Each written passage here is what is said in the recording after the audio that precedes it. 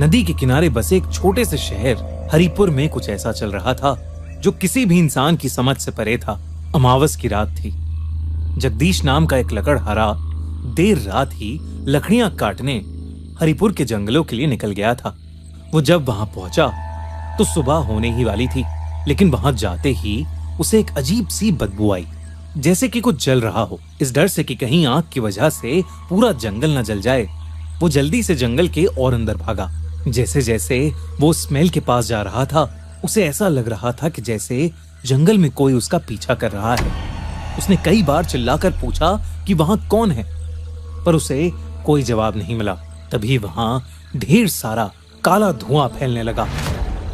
उस धुएं में जगदीश को एक औरत दिखी जिसने काली साड़ी पहनी थी। उसकी शक्ल उसके बालों से ढकी थी, लेकिन उसकी आंखें लाल थीं और उनमें एक अजीब सी चमक थी। जगदीश जैसे ही उसके करीब गया, वो औरत एकदम से काले धुएं में कहीं गायब हो गई। कुछ ही देर में वो धुआं भी खत्म हो गया, लेकिन तब जगदीश ने जो देखा वो देखकर उसके रोंगटे खड़े हो गए। जंगल के बीचों बीच उन्हीं के शहर के एक बहुत बड़े इंडस्ट्रियलिस्ट विष्णु की डेड बॉडी पड़ी थी। उसका धड़ यानी शरीर का ऊपरी हिस्सा गायब था। बस उसका सर, पैर और हाथ बचे थे जो किसी ने एक दूसरे से सिल दिए थे, और उसके माथे पर एक गोल सा निशान था जो किसी शैतान का सिंबल लग रहा था। साथ ही साथ विष्णु के दाहिने हाथ का अंगूठा गायब था। जगदीश भागकर सीधा पुलिस के पास गया और उसने उन्हें सब बताया। ये 2 महीने में दूसरा ऐसा केस था। पिछली अमावस पुलिस को नदी के किनारे ऐसी ही एक और लाश मिली थी। शहर के एक छोटे मोटे दुकानदार नीरज साहू की लाश। उसका भी दाहिने हाथ का अंगूठा नहीं था और उसके माथे पर भी वही शैतानी निशान मिला था। इस केस की इन्वेस्टिगेशन ऑफिसर रवि देख रहे थे और ये केसेस देखकर उन्हें शक था कि उनके शहर में कुछ बहुत भयानक हो रहा है। पुलिस ने पूरा जंगल छान मारा, लेकिन उन्हें कुछ नहीं मिला। रवि ने जब विष्णु और नीरज के केस के बारे में लोगों से पूछताछ की तो उन्हें पता चला कि विष्णु और नीरज दोनों का ही अंगूठा मर्डर से पहले ही कट चुका था। ये बात रवि को बहुत अजीब लगी। केस की इन्वेस्टिगेशन चल ही रही थी, पर अगली अमावस की रात कुछ ऐसा हुआ जिसने पूरे हरिपुर को हमेशा के लिए बदल दिया। उस रात अजय नाम का एक डॉक्टर काम करने के बाद हॉस्पिटल से घर वापस आया ही था। उसका हाल ही में कई साल बाद एक बेटा हुआ था। आम दिनों से हटकर उनके घर की सारी लाइट्स बंद थीं, सिवाय कुछ दियों के। अजय बार बार अपनी बीवी को बुलाता रहा, पर उसे कोई जवाब ही नहीं मिल रहा था। और तभी एकदम से उसे महसूस हुआ जैसे कोई उसे देख रहा है। उसने दिया हाथ में पकड़कर जब इधर उधर घुमाया तो वहां कोई नहीं था, लेकिन तभी अचानक उसके सामने 2 चमकती लाल आंखों वाली एक औरत आ गई। उसे देखते ही अजय बेहद डर गया और उसके हाथ से दिया छूटकर नीचे गिर पड़ा। उसने जैसे तैसे घर की लाइट्स ऑन की तो उसे दिखा कि उसके सामने काली साड़ी में एक औरत खड़ी है जिसके बाल बिखरे हुए हैं और वो अपनी चमकती लाल आंखों से उसे देखे जा रही है। जैसे ही अजय ने पूछा कि वो कौन है, वो औरत हवा में कहीं गायब हो गई। तभी अजय को अपने बच्चे के जोर जोर से रोने की आवाज आई। वो भागकर अंदर बेडरूम में गया तो उसने देखा कि उसका बेटा उनके बिस्तर के बगल में बैठा रो रहा है और बस उसी तरफ देख रहा है जहां से वो औरत गायब हुई। अजय जैसे ही अपने बेटे को उठाने के लिए नीचे झुका, उसका खून सूख गया। बेड के नीचे उसकी बीवी की लाश पड़ी थी। बिल्कुल उसी हालत में उसका सर, उसके हाथ और उसके पैर एक दूसरे से जुड़े हुए थे, लेकिन उसका ऊपरी हिस्सा गायब था। उसके माथे पर वही शैतानी निशान बना था। अजय उसे देखते ही जोरों से रोने लगा। ये खबर तेजी से फैली और इंस्पेक्टर रवि अजय के घर पहुंचे। अजय की पत्नी का भी अंगूठा नहीं था। जब रवि ने अजय से इस बारे में पूछताछ की तो अजय ने उन्हें एक ऐसा सच बताया जिसे सुनते ही रवि का दिल दहल गया। अजय ने उसे बताया कि बहुत कोशिशों के बावजूद उनका बच्चा नहीं हो रहा था। किसी ने उसकी पत्नी को बोला कि जंगल में एक पुरानी गुफा है, वहां कुछ औरतें हैं जो जादू करती हैं, उनसे जाके मिलोगी तो तुम्हारा काम हो जाएगा।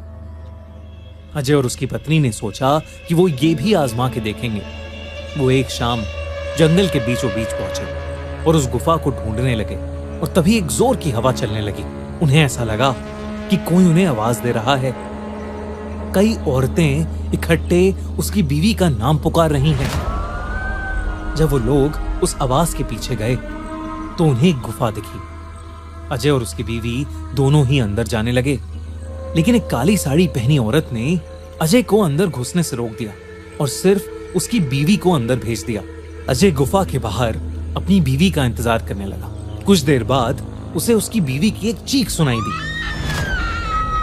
जब वो बाहर आई तो उसके दाहिने हाथ का अंगूठा नहीं था। अजय ने उससे बहुत पूछा कि अंदर उसने क्या देखा, लेकिन उसकी बीवी ने उसे कुछ नहीं बताया। उसके कुछ ही दिनों में अजय की बीवी प्रेग्नेंट हो गई।